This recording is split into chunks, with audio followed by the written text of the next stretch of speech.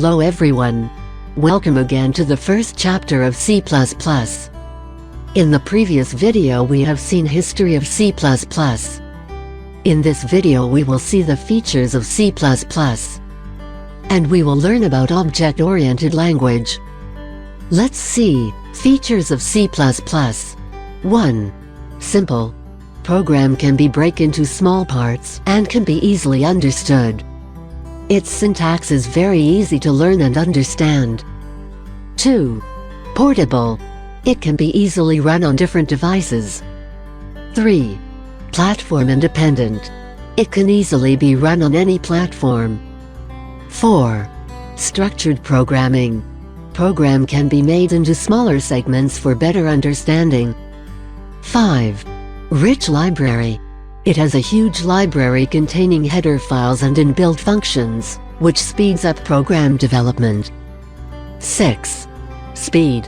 It is very fast language as it takes less time in compilation and execution. 7. Pointer. It has pointer feature which helps in direct working on memory address. 8. Recursion. This feature allows user to use function within functions. 9. Object-oriented. C++ was made to enhance security in program. So, everything we do in C++ must be class and object-based. 10. Compiler-based. C++ is a compiler-based programming language because program cannot run before compilation. Now, we will learn about object-oriented programming language. In this, programs and application are developed based on objects. Object-oriented means everything in the program must be based on objects. There will not be any use of any type of primitive data. C++ is not a fully object-oriented programming language. Let's see, what are the features of object-oriented? 1. Objects. Objects are the instances of class. These are real-world entities. Suppose, furniture is a class, then, tables, chairs, etc., are its object. 2.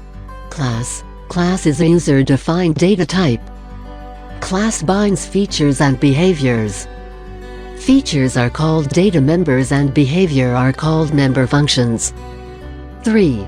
Inheritance. Process of acquiring the properties of parent class is called inheritance. Different classes can use features and behavior of other classes. 4. Polymorphism. Poly means many. Morphic means form. Polymorphism allows us to do different operations from same functions according to the need of the user. 5. Encapsulation. Wrapping of data in a single unit is called encapsulation. Class is an example of encapsulation. 6. Data abstraction. This feature allows user to hide important features and show only non-important features to the outside world. This is all for this video.